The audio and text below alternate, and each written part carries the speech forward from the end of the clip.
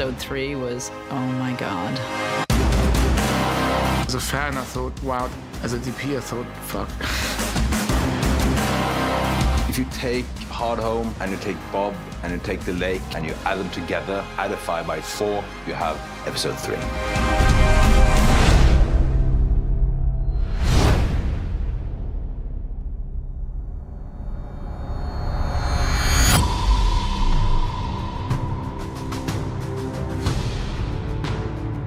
We had 11 weeks of night shooting, so that was quite a feat for any crew to go through.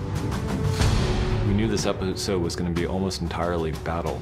It's well over an hour, and it's mostly action, and part of what we cared about a lot here was getting Miguel on board and forcing him to shoot 55 straight nights. Look at it this way, I never ever want to do that again. I don't think anybody who did that ever wants to do it again.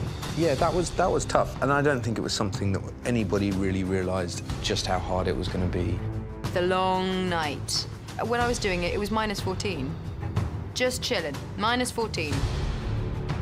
In a field. You know, it's too cold to snow. When it's too cold to snow, you know you got in trouble.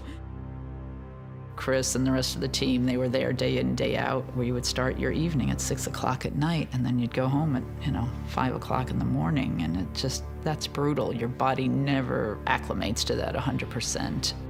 By like week 3, say, people looked slightly haunted.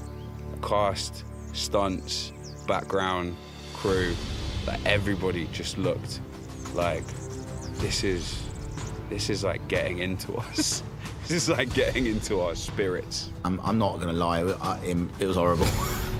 We enjoyed the work, and I said to my guys, you might not want to do it again, but you won't regret doing it the first time. Because the product, what you've achieved, is amazing. I think the crew, they enjoyed the result is, you didn't do all this and think that's not really impressive. There's no doubt about it. It's really an impressive sequence. And I think the nights are just one of the things, we're just going to get through this. It's just another notch in the belt of the crew on Game of Thrones, that they've done things that feel quite unique. I'm proud of everyone. I'm proud of the work that was put in. I think it was a mammoth task that we were faced with, and we did it. And it just feels incredible. That first week after night shoot, seeing the crew, smiling at the sun. What they went through was pretty stunning. And look, it's not, there's no special prize for being the toughest crew, but there probably should be.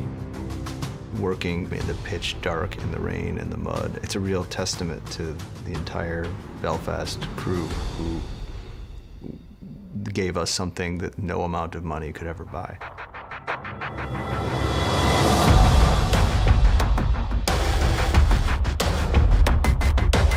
The task that we had, which was the primary task on 3, is how do we keep this interesting? Because simply battle fatigue, you just get bored, you get exhausted. We really wanted to make sure we were telling a coherent story with the whole thing and not just having battle beat, battle beat, battle beat. There needs to be a shape to it and a propulsion to it. It became clear when we started planning it that the battle was going to be a series of concentric circles.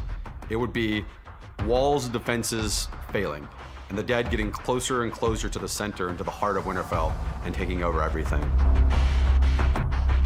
The way that I concepted episode 3 visually was to create a color scheme that developed through the whole episode. So it starts with a moonlit night. Because the Night King brings the storm and the clouds, the moon becomes dissipated and the moonlight takes over, but in a very diffused kind of way. And then the next stage would be the trench going up. We wanted the trench to be this overpowering light. And in prep for a long time, Miguel always mentioned hell to me. It's turning into hell for each character. So the blood red fire of the trench takes over the image and completely drains out the blue of the moon until the end. Because the trench is dying down, the moonlight suddenly gets introduced again. So that was kind of the way for me to break it up into sections. So you have something that's visually different, so it's refreshing in that respect. But how do we take it one step further? And so what we decided was to give each act a genre. So basically, Act 1 is suspense and is build up. And the best way to do build-up is in any sort of kind of monster movie, which is what this is to not see the monster. Act 2 is actually from the moment that Arya is on the back foot and enters into the castle, that's the horror movie. And then Act 3 is an action movie. And so by breaking it into genres, it allowed us to change rhythm and go off on tangents where we followed specific characters for a longer period of time rather than worried about what was happening to everyone else. The core of it is the people you care about. You want to care about the people fighting, so every effort is made to make sure that you center that conflicts around the people you know. And so whether it's Arya's storyline or Sansa and Tyrion down the crypt or Jon Snow and Dany up in the dragons, kind of like all these separate little battles within the greater battle.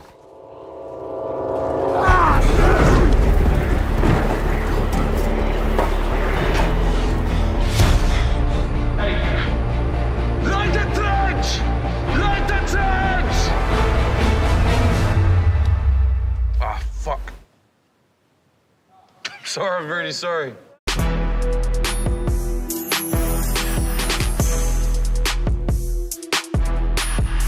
The living do have some time to prepare for this battle, and one of the things they know going into it is that they're going to be outnumbered, and another thing they know is that the whites don't like fire. So they dig a massive trench around the entire castle and fill it with kindling. To read the word trench on the page doesn't sound like anything, but it took such a lot of work to try and resolve it to a point that it was a convincing method of defence. It was important that this trench not be something that anybody could jump over, so we needed to construct these bridges that would then collapse and create another barrier. The trench had real wooden spikes, real wooden logs lining throughout the trench. Then the real logs were replaced by steel logs that could burn over a number of weeks without burning away. It had to accommodate a whole special effects rig. So the considerations are enormous. And in the end, the trench sort of encompasses pretty much the whole of the castle. As trenches go, it was a good trench. And I've done some trenches. Light the trenches! And then the reality of how do you light a 900-foot-long thing full of bitumen with hundreds of people running at it and stunt people in it. Oh, I mean... So...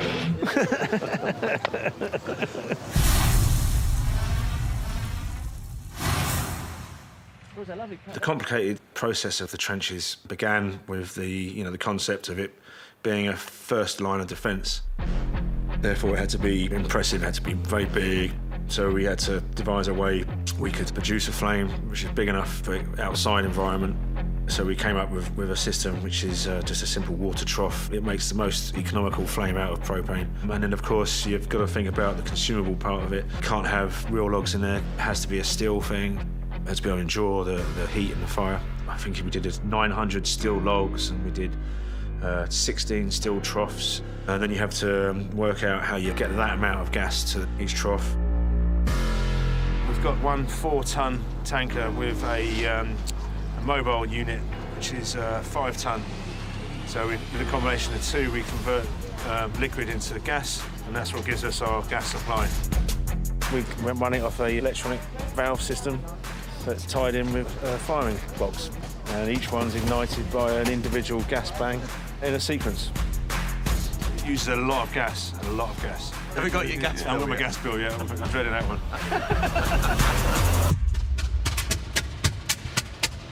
And you see the Red Priestess come out and light that trench, that would be such an extraordinary moment as it just lights around Winterfell.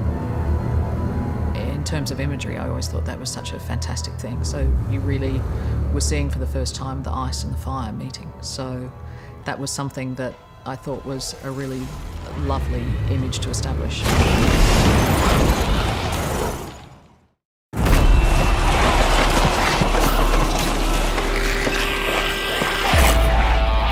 I got a call from Miguel like a year before we started shooting. Basically, he was like, I can't tell you anything, but get your endurance up now. I want you to be training. You have a lot to do. It's going to be night shoots. We're going to do 3 months of night shoots. And I was just like, okay. Like, I think I was, like, in Boston at the time, like, eating, like, cheese fries. Like, cool.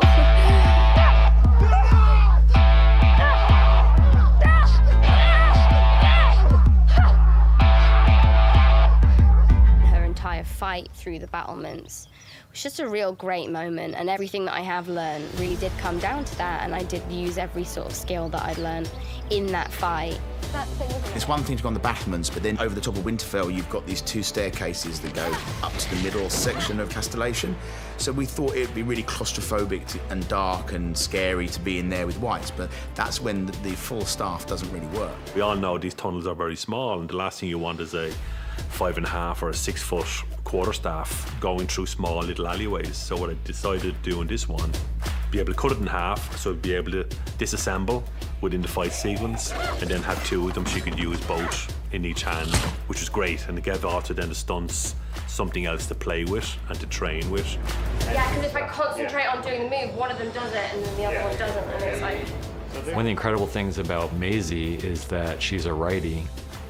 Because Arya in the books is left-handed, she decided she was going to learn how to fight left-handed. So in season 1, when she's training with Syrio Forel, she's training with her left hand, and which is incredibly challenging. But what it did mean was that she's learned how to fight left-handed, and she's naturally right-handed, so she's become an ambidextrous fighter. And Maisie does almost all this stuff on her own. She has an excellent stunt woman for the dangerous stuff, but most of it's actually Maisie. Her coordination, and she's really quick, you know, can make changes on the spot. She's really easy to work with.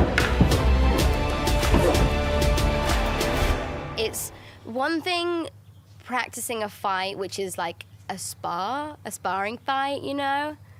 But then when you're actually fighting for your life with loads of stuntmen who like do this day to day and are not scared of anything, and they're covered in this crazy makeup and they're coming at you like, rah! It's just a completely different ball game, and I think I probably hold the record for the most apologies on set. Fucking hell, I'm so sorry.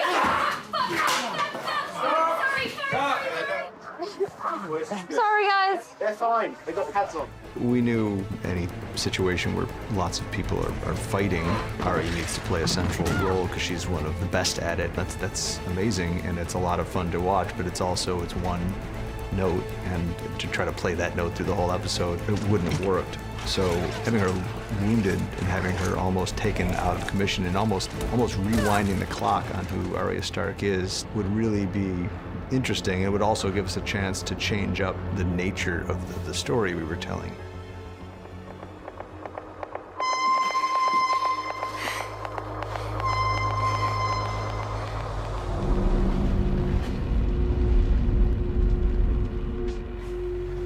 The library sequence was built around the idea of I need to have a marked shift where the audience, instead of coming back and going, okay, and more battle, they come back and they go, oh, change the style. Hopefully what it does is it refreshes the audience, and they're like, you know, we want to know what's going on outside, but we're okay to be inside for a minute and slow things down. And we're also okay to be with Arya, who's suddenly, from being this incredibly confident character that she's been now for quite some time, is completely traumatized by what's happened to her. One of the things we did when we shot that sequence is we designed the library in a certain way, and then I took Maisie in there and I got 9 whites or something in there, and I gave them all a path, and then I told her she had to make her way through it without being seen. And we figured out this whole choreographed piece where everything was a near miss, and everything was just about not seeing, and everything had to be silent. And it was really fun to do.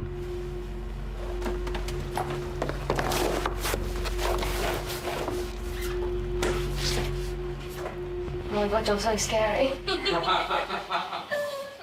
So the hero White's in the library. Miguel, he was after somebody who could get themselves into quite an interesting position, but have a physique which would be a little bit unworldly, which would suggest they're dead, basically. I knew of this performer, Spanish performer, called Javier Botet, and he's double, triple jointed. He can do the most ridiculous things with his body, and he's been covered in prosthetics pretty much all his career, so I knew he was the guy that could pretty much sell it for us. From a prosthetics point of view, he's got a couple of little bits and pieces. He's got some little cheekbone appliances. We've got a few little scrapes and wounds, and then we just did this sort of airbrushed body painting on him as well, and just really accentuated all his sort of shadows and all his muscles and his bone structure, and his movement just sold it for us.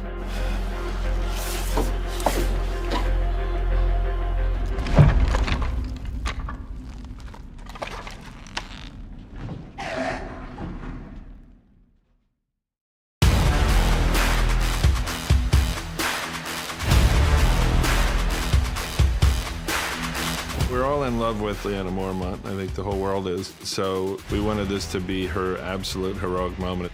Oh, when I found out I was dying, it was the best thing, really. It sounds strange, but I either decided I'd be happy if I ended up on the throne, which I thought was very, very unlikely, or I had a great death. So I'm very happy. And the whole giant thing, that's just really cool.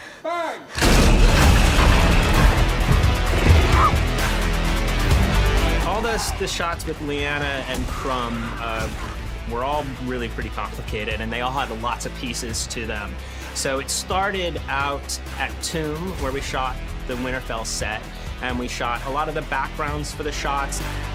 And where we wanted to frame for the giant, we used this technology called in-cam, and this allowed us to play back sort of an animation of what the giant's performance would be that was synced to the camera. And so that when Sean Savage, who's the A camera operator, is operating on the day, he can actually see the giant at his proper scale in the set. So they were able to operate it as if it was a real thing. Hey guys. Yeah, that's better, boys. Just leave that out. The giant is real. He could be 3D, but we prefer to shoot real, organic, live photograph people wherever we can. Our giant performer, Ian White, who's 7'5", I believe, he performed all the actions of the giant in front of green screen, but we shot him in a way to double his scale. For the shots where he had to pick up Liana, we put tracking markers on a green doll that he picked up. And we motion captured that and would use it to drive a robotic arm, basically, to pick up our actress, Bella. And that would move her around as if she was being held by Crumb. You know, for some of those shots, there's at least 4 or 5 different elements that we've photographed at different times that will all go into making that final shot. Really, it's just bringing the lowest techs, miniature props approach, and the very highest tech, digital scaling and digital handoffs.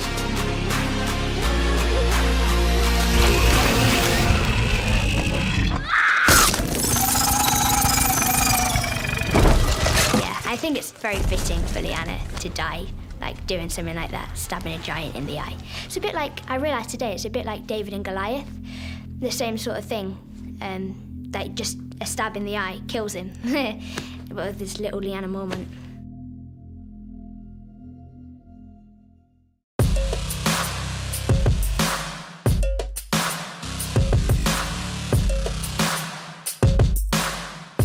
Down in the crypt becomes just a complete horror movie.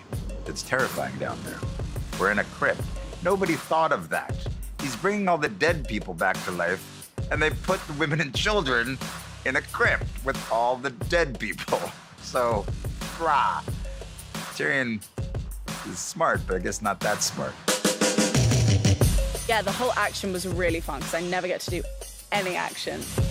In between setups, Peter and I would be joking around like guns, like running between podium to podium, trying to catch a white. We felt like action stars, even though we probably ran like 5 meters. With the whites in the crypt, for us that was exciting because we realised we were going to do some really cool mummified and dried husky sort of whites. We referenced ancient mummies, we looked at corpses, and there are some tombs which have got these figures which are exactly the inspiration we were looking for, and they're these dried, wizened bodies which still have dried, encrusted skin all over them. They still have hair, and they're hundreds and hundreds of years old. They have their teeth, really, really dusty, and completely different to what we'd seen before. There was one point where I had to run through a crowd of people and whites were coming out, and one came up to me and I actually started crying. I was so scared. Like, whenever I get scared, I just cry, and it was so awful. Those whites are horrible, just as scary in real life. I hate them. They're around dark corners, and you're like, you don't fully know where they're all coming from. I mean, everything's safe and mapped out, but it's still, you get into it, and you're just going by candlelight. We don't have any other lighting sources down there, really. It's creepy. It was fun. A week underground with dead people.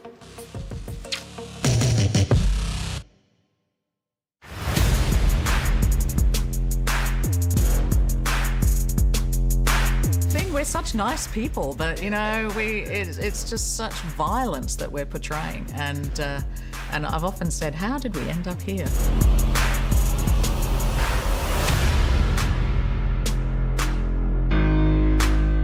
I think the lesson that we learned on Battle of the Bastards was just how difficult it is to work with dead bodies, to work with these prop bodies, how expensive it is, how difficult they are to move around. So Rob Cameron and Gavin Jones, our prop maker, came up with the idea of moulding these bodies into these discs. The brief was to try and create a lightweight version of bodies as a sort of relief.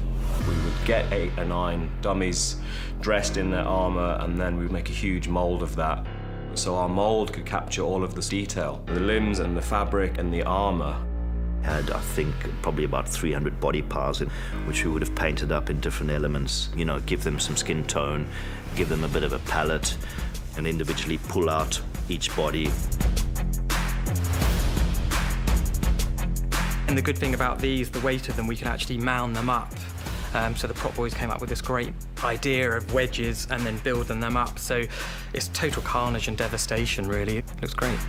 I've got to say, they work really, really well. The prop guys will never want to see another one of these discs again, because they spend a hell of a lot of their time walking them around, moving them from the right flank. Okay, now we've got to dress the left flank, so all the bodies have to move across to the left flank. Fucking hell! For close-up stuff, interspersed with that would be live people dressed as dead bodies. When you walk on set sometimes and they're about to shoot, and suddenly one of them will twitch or sort of move or something, and it's like, oh my God, because that's actually an extra who's been dressed as a dead body and will sort of be in there in amongst the ones that we've put in. Yeah, it's very disconcerting. It's a strange place to be.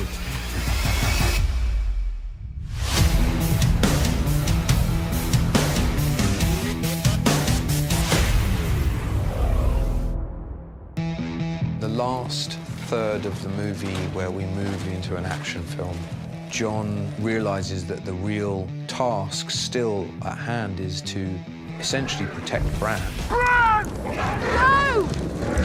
And so he heads into Winterfell, and we follow him on a journey. We've used Artemis Maxima. It's a handheld device. Either the camera operator or the grip can carry it, and then one of the camera operators will operate it remotely. You know, it's like a remote-controlled Steadicam, really. It's very clever. The camera flows through the castle and stays with the character. I think the audience are going to feel like they're traveling with them and, you know, right up front with them. That was the real kind of heart of, I think, that episode is that long sequence with all those different characters. We needed John to make his way through the courtyard and bear witness to all of the characters that we know and we care about, that he knows and he cares about, being overwhelmed. What we essentially did is we took each group of people and we gave them all a fight. They learned the fight, and then we shot the fight, and then we used little pieces of it. They were all losing battles. Yeah, I've got to do like a flippy move, but to fling my spear like around my head. I like doing that stuff. Bit of flair.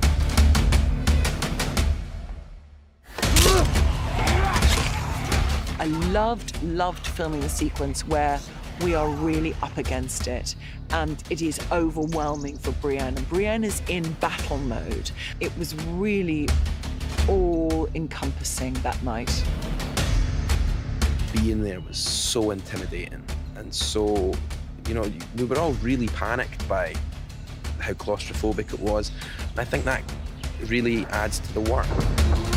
One of my highlights from that episode was standing on the pile of bodies and fighting for my life. And the funny thing was that we said to the stunt guys, if you manage to get me down, take me down. So on some takes, I died, or Tormund died.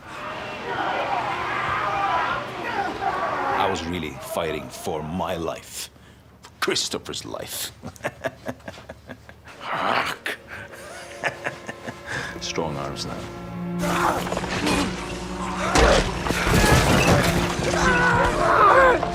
One of the shots that I really love there is John looks over at sees his best friend being attacked by all these whites, and in any other circumstance, John would of course rush over to try to help Samuel. It was great because it was this idea of Sam being one person John has always gone back for, has always relied on, has always been his true friend, and that he had to sacrifice him to go after the Night King.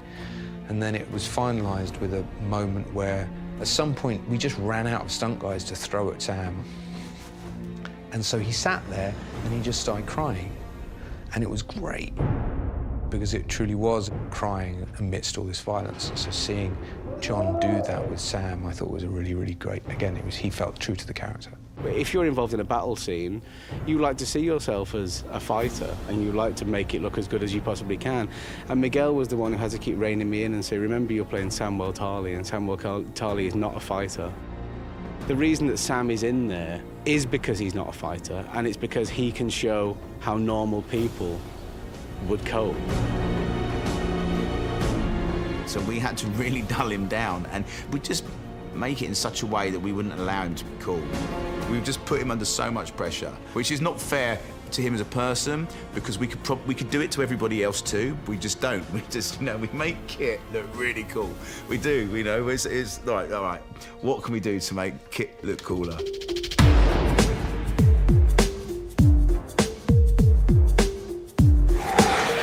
One of the most challenging shots was when we travel through the courtyard extensively, and then we head down to what we used to call the old kennels.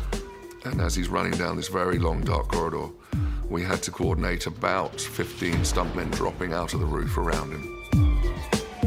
They're obviously going to arrive in a certain zone, certain moment, certain second, which, between the stunt guys and Kit, they had to coordinate perfectly. Try and get to the wall, now put it on his neck and then drag it out. Take your time.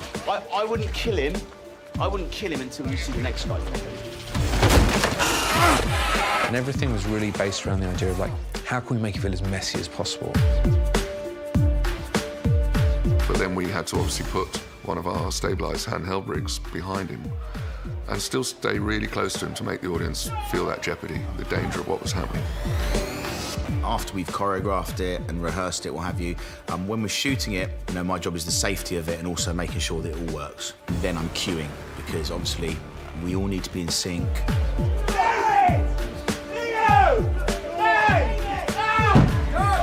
That was probably one of the greatest challenges, just to be in the right time at the right place, and it had to be in, fractions of seconds to do it. And the camera did 180 round him at one point during all this chaos. And we run backwards at that point until a great big steel door is iron railings are shut right in front of these guys, at the last second. And it feels like Jon Snow's just got through there, as has the camera's just got through as well. So, yeah, it's a very cool shot. Let's go, man.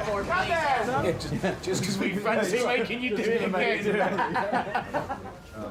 But ultimately, the key thing there was to give Kit the fight of his life, and then at the end of it, present him with an insurmountable odd, which is a dead dragon, or an undead one, or not dead.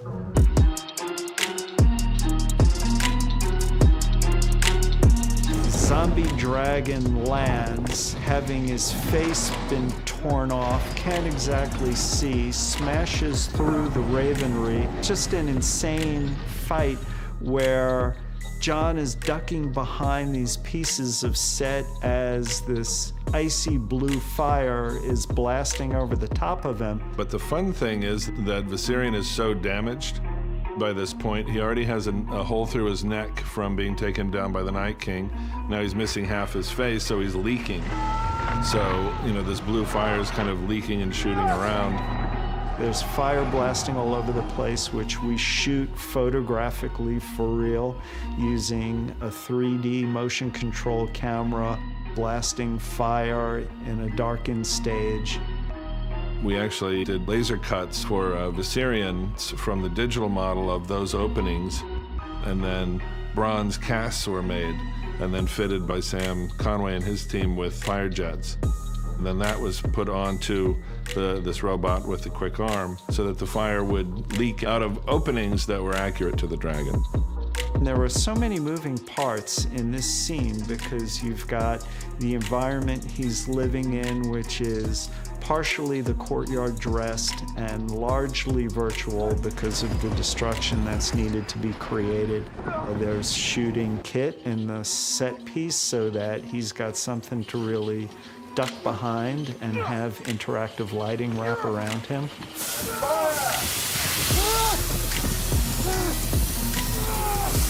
We did a lot of destruction in that courtyard. We like building things, but equally we like destroying things. That's always quite good fun. So we go at it with flamethrowers, paint, earth, mud, you name it. We just take it in there and do whatever it takes to destroy the thing. I asked for a load of wood to be removed. We made a huge bonfire of it. We burn it for about a day until it's charcoaled, it's almost destroyed. Then actually you get something rather beautiful. It's rather wonderful. Just when you think that it's all over, and just when you think that Jon Snow's gonna be the hero again, we realise that Arya appears through the mist.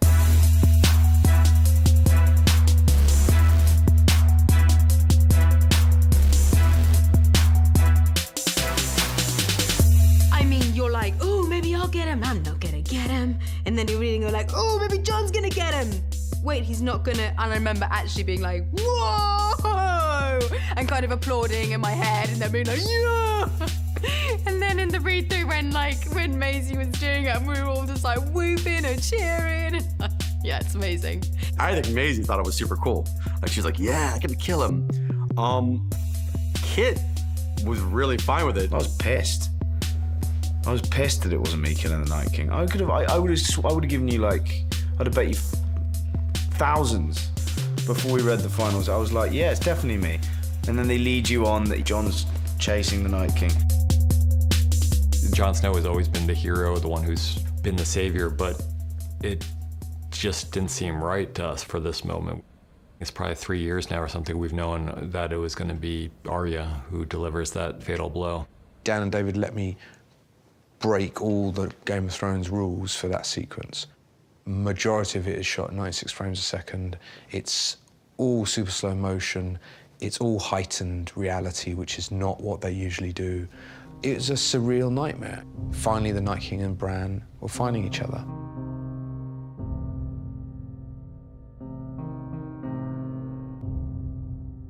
The music plays a big part in creating that sense of despair that should exist in that moment. And you're intercutting with Jon, who's clearly not going to make it. And you're intercutting with all our other characters where they're so fucked. Everybody's fucked. I mean, that was the phrase we kept using. It's like, let's do the it's fucked shot. And then everyone would shoot a shot where it just was like, there's no escape. Everyone's going to die right now. And you know they're not, but we want you to feel that same feeling of, oh my God, it can't. What's the recovery? How do we come back from this? And we've all forgotten about, that little innocent girl from all those years ago who's turned into a train killer who's coming out of nowhere.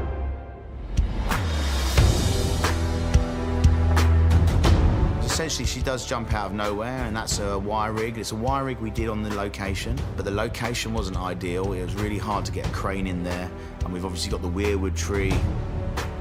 So it was tricky to do it there, and we did a version of it there, but then we had to redo it because it didn't have the ability to control it as much as we'd hoped. And it needed to be a real boom out of nowhere moment and a real, a locking together of these two characters. Shooting that was tedious, but so great to be able to perform all these different beats within maybe 2 seconds of footage. We knew it had to be Valyrian steel to the exact spot where the Child of the Forest put the dragonglass blade to create the Night King. And that weapon has been one of the totemic pieces for us, and ultimately we've known for a long, long time that was going to end the Night King. When Samwell's reading the book about dragonglass, there is a picture of the dagger. The Targaryens used dragonglass to decorate the weapons, without even knowing what the first men used it for. It is very possible that the same thing that created the Night King is the thing that was necessary to destroy the Night King, or maybe it's Valyrian steel, or figure it out for yourself. I'm not gonna say. But I think that's such a nice little full circle thing as well, that's the knife that was destined to kill Bran, and here it is saving him. Yeah, it's like an iconic moment. You know, the fall of the dead. It's exactly what you need. Like, out of the air, she like takes him down. It's so good, it's so good. Perfect. I think it's an inspired move.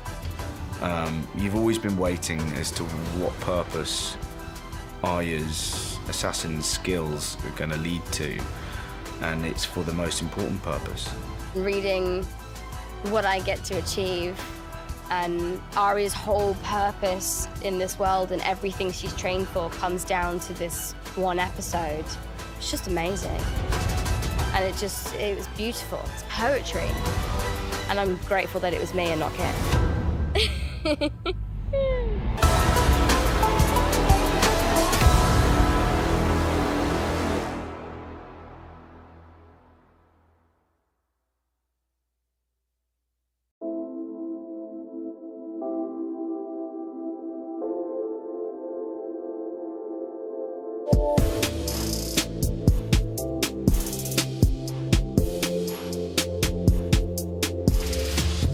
Think about Jorah. From the very first time we met him, he was with Dany, you know, and the first time you meet him is at Dany's wedding when he's giving her the books of Westerosi history. And from that time, he's been mostly by her side. If Jorah could have chosen a way to die, it would have been protecting Dany. There was a lot of input from Ian and from D'Amelia about making sure that their characters stayed true to who they were, not having Jorah lose sight of his goal, which is protect his queen at all costs. Emilia didn't want to be completely damsel in distress. She didn't feel that her character would be like that, but then we'd never seen her do anything in that vein. So we needed to make her not look like she was completely ineffective and disinterested in saving Jorah. Yeah. And then you don't care what happens to Sword Art. No, that's why I'm trying to play up the... But also, this was Ian's big moment. We realized that all he ever wanted to do was to serve her, and all he ever wanted to do was to fight to protect her. And there had never been a moment where she more needed someone to fight to protect her than this moment. And Ian himself, I think he was happy to go down fighting because he's very good at it.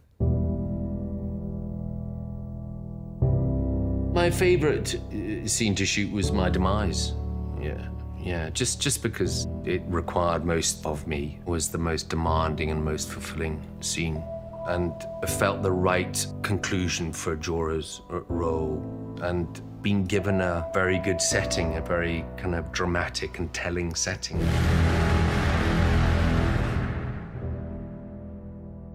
Incredible performance from Ian, and also from Emilia at the very end there as she's holding him in her arms, and just that, you know, it's really hard to fake that kind of pure grief, and Emilia just really brought it in those moments. I think part of it was because she's such a good actress, but part of it is because she and Ian have been working together for so long and have become very, very close, and they've had so many scenes together, and it's all coming to an end, you know, both their characters' relationship on the show, but also our time together working on this show.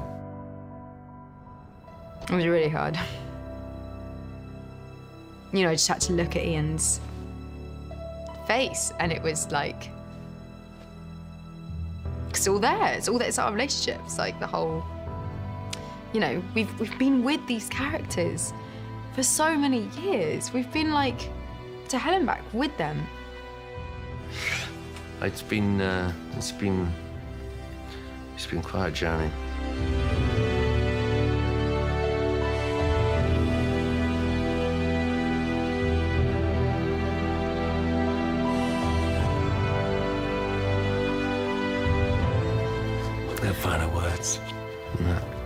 it's just great fun, and